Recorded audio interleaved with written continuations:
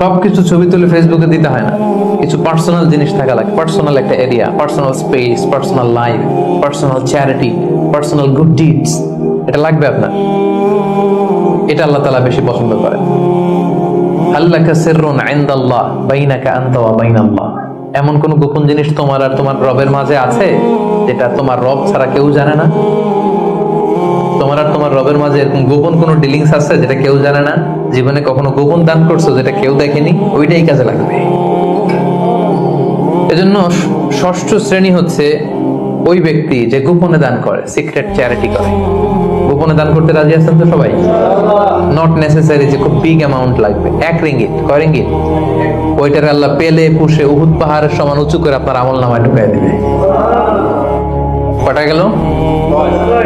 7 number হচ্ছে রাজুলুন যাকারাল্লাহ খালিয়ান ফাফাদাত আইনা, যে ব্যক্তি গোপনে আল্লাহর জিকির করে, আল্লাহকে স্মরণ করে আর চোখের পানি ছাড়ে।